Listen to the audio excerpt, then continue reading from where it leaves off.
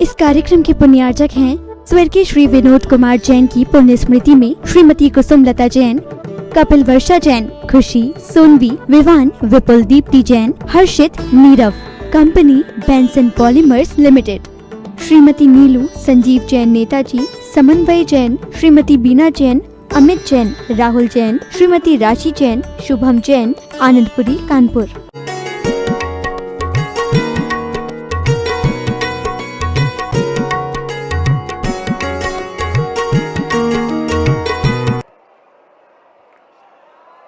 चर्चा चल रही है 16 कारण की।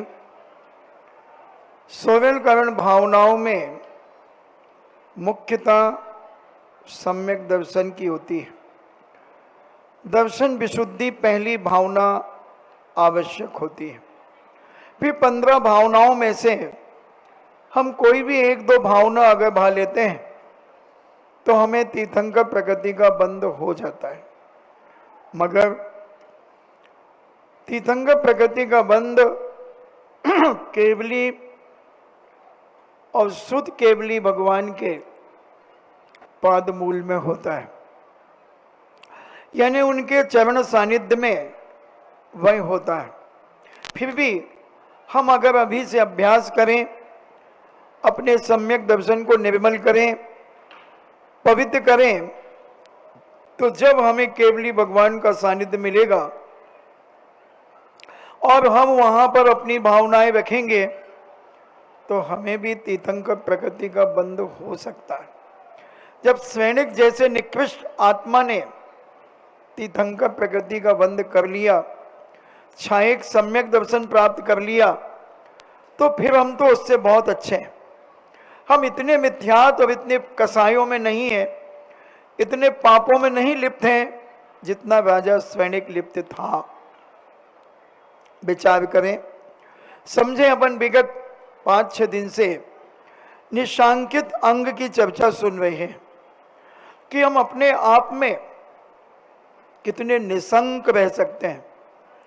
शंकाओं से रहित हम अपना जीवन कितना व्यतीत कर सकते हैं। और वह ललितांग इतना उपद्रव मचा रहा, इतना पाप की क्रियाएं कर रहा है कि उसका पिता भी दुखी हो गया। और जिस बेटे से, मैं उसे बेटा कहने में भी शर्मिंदा हो रहा हूं, उस लड़के से हरकतों से, उस लड़के की हरकतों से जो माता पिता दुखी हो जाएं, तो समझ लेना चाहिए कि विनाशकालीन विपरीत बुद्धि है। मगर ये भी नीति कभी कभी फेल हो जाती है। कोई जरूरी नहीं है कि उसका अंत विनाश की ओर ही चला जाए। विकास भी कर सकता है अगर व्यक्ति अपनी गलती का एहसास, अपने दुराचारों का एहसास अगर व्यक्ति अपने जीवन में करता है, अपनी गलती का एहसास करता है, तो वह सुधर भी सकता है। और वह ललितांग इतना दुराचार में लिप्त है कि उसका पिता राजा अरिमत इतना दुखी हो गया, उसने निर्णय लिया इसे राज्य से निकाला जाएगा, कश्मीर के विजयनगर से इसे बाहर किया जाएगा। और वह बेटा, वह लड़का अपनी मां के पास जाता है। मां भी कहती है, बेटा मैं क्या कर सकती हूं, तूने अपनी हरकतों के माध्यम से एक प्रतिष्ठित राजा की छवि को धूमिल किया है, एक सज्जन परिवार के परिवार को तूने मिट्टी में मिलाया है। अब मेरा भी बस तेरे पिता के ऊपर नहीं चल सकता बेटा, अब तुझे बाहर जाना ही पड़ेगा। और वह अपने मित्रों के साथ अपना वह विजयनगर छोड़ देता है।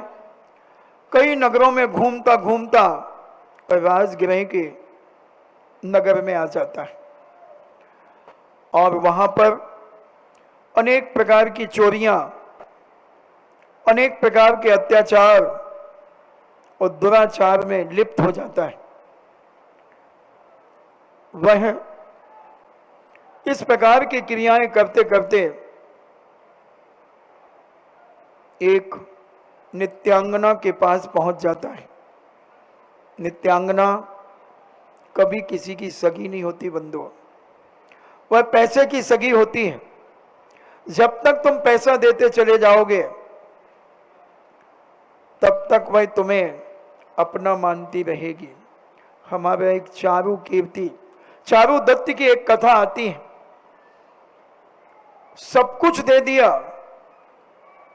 अंतिम आभूषण भी जब दे दिया, जब उसने समझ लिया कि अब इसके पास कुछ नहीं है, उसने एक पोटली में बांध करके और सोच कूप में पटक दिया। और यह ललितांग इसी प्रकार से हरकतें करता हुआ उस राजगृह में अनेक जगह चोरियां करता हुआ उस बेश्या को माला माल कर रहा है। बेश्या विचार करती है कि मैं चक्रवर्ती से भी ज्यादा संपन्न हो चुकी हूं, मैं पूरा राजगृह खरीदने की ताकत रखती हूं। अनेक अनेक प्रकार की भावनाएं वह अपने मन में सजो रही है और वह विचार करती है कि अच्छा बुद्धू मिला, मैंने इसे एक पति के रूप में मान लिया है और जितना इससे खींचते बने खींचो। नित्यांगनाएं, दुराचारणियां ऐसा ही चाहती हैं कि जितना मुझे मिल जाए उतना अच्छा है, कल का क्या भरोसा। तो वो वेश्या भी जानती है कि न जाने कौन सा ऐसा कार्य हो जाए, कब कौन सी ऐसी घटना दुर्घटना घट जाए कि जिसके कारण यह भी चला जाए, यही भी चला जाए। क्यों ना जितना खींचते बने खींचो खींचो। अब उसने खींचा, जी भर के खींचा और ललितांग वासना में इतना लिप्त हो गया कि उसकी हर इच्छा को वह पूरी करने लगा। जैसा वह चाहती वैसा वह करने लगा और इतना ज्यादा उसने उसे पतित कर दिया, अपना गुलाम बना लिया। और एक दिन वह ललितांग विश्राम कर रहा था। वह कहती है, सुनो। हाँ बोलो। सुनो बोलो। इस नगर की रानी या सेठानी, अलग अलग दो जगह मिलता है, कहीं सेठानी का मिलता है, कहीं रानी का मिलता है, कि रानी अपने राजा के साथ वन कीड़ा के लिए जा रही थी। उसके गले में 9 लखा हार चमक रहा था, क्योंकि हमारे यहां हार पहनने की परंपरा है। ये मंगलसूत्र जैन दर्शन में कहीं भी नहीं लिखा, मुझे अभी तक पढ़ने नहीं मिला कि मंगलसूत्र पहनना चाहिए। मैंने कहीं नहीं पढ़ा कि कोई रानी मंगलसूत्र पहनी थी, कोई सेठानी मंगलसूत्र पहनी थी।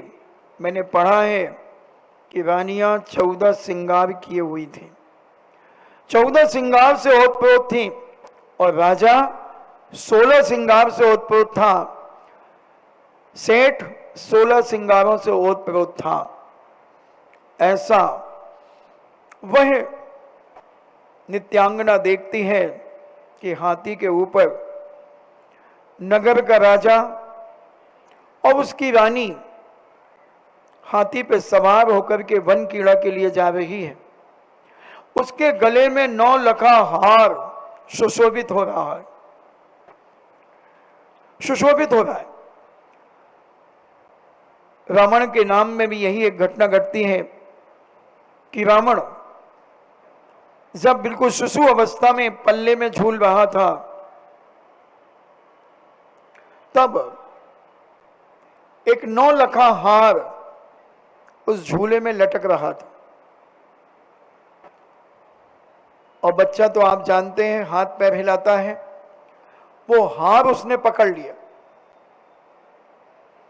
अब बच्चे से खींचेंगे तो हाथ कट जाएंगे, उनकी मां केकसी ने वह हार उसके गले में पहना दिया। उसमें 9 रत्न जड़े हुए थे और वो 9 रत्नों के कारण उसके मुख उन रत्नों में दिख रहे थे, तो उसका नाम दशानन पड़ गया। ना कि रावण के 10 मुंह थे। जैन दर्शन के अनुसार रावण के 10 मुख नहीं थे, एक ही मुख था, मगर उन रत्नों में उसके मुख दिख रहे थे, इसलिए उसका नाम दशानन रख दिया। और रावण राक्षस नहीं था बंधुओं, रावण राक्षस वंशी था।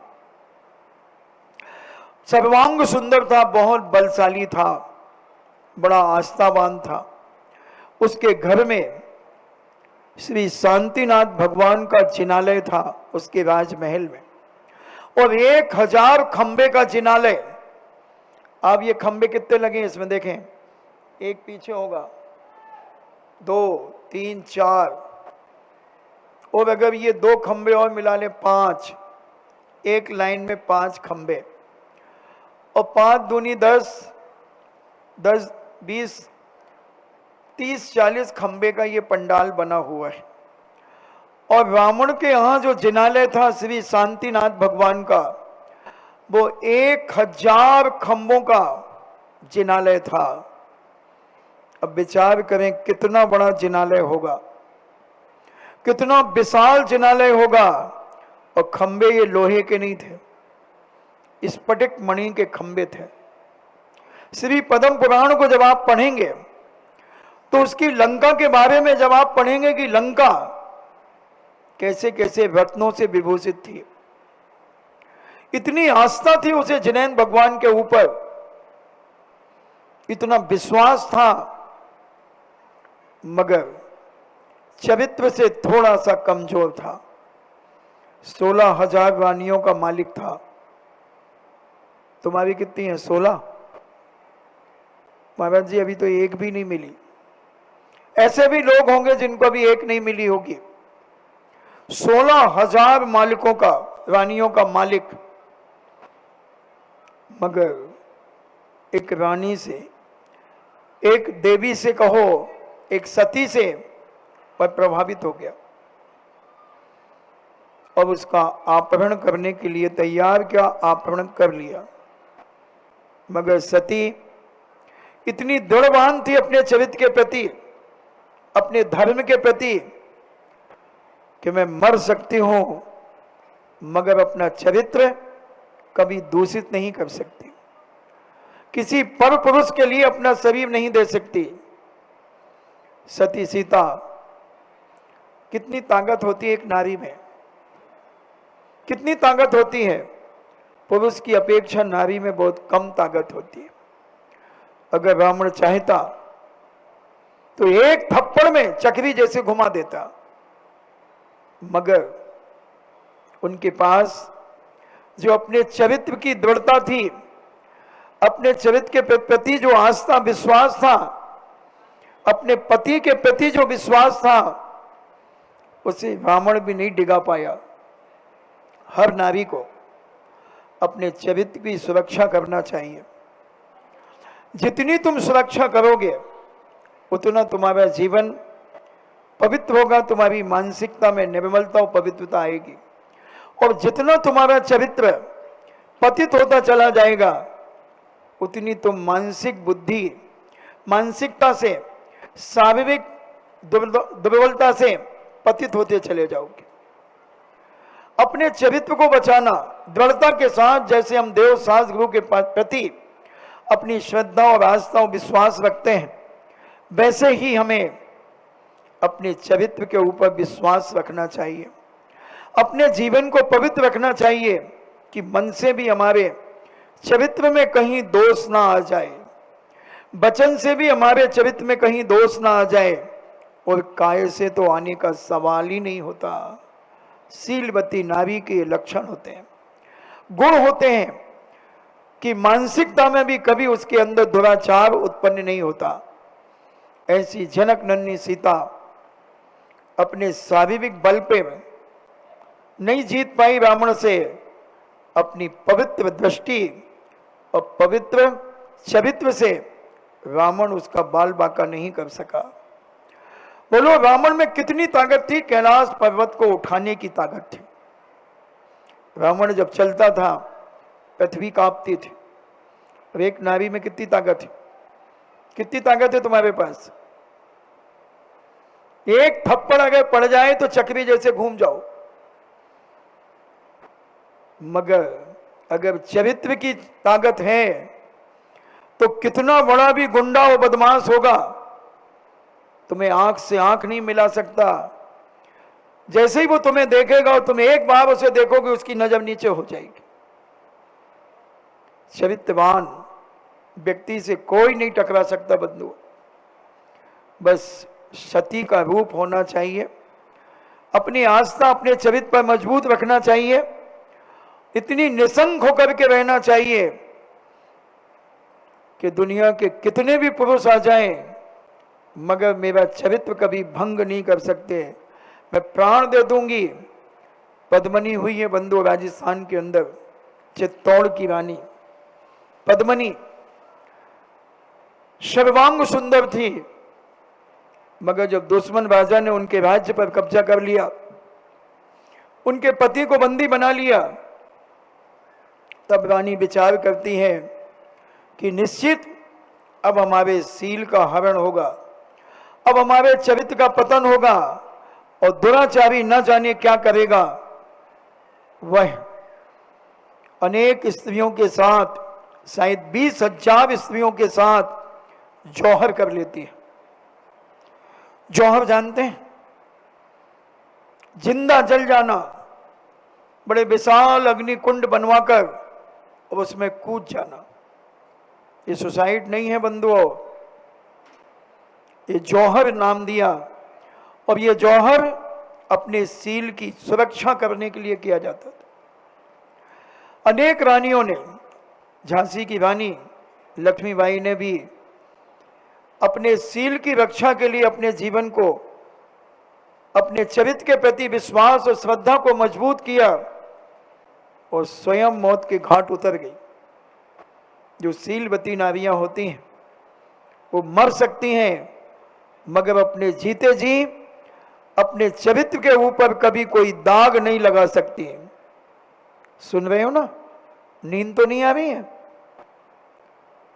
इतना दृढ़ विश्वास अगर तुम्हें अपने चरित्र के ऊपर है, देव सास गुरु के ऊपर है, तो तुम्हारा सम्यक दर्शन पक्का है, पक्का है। विचार करना, समझने का प्रयास करना, थोड़ा अपना गरेबान झांकने का प्रयास करना कि जो कहाँ जा रहा है उसमें हम कितने कितने कितने उत्तीर्ण हो सकते हैं।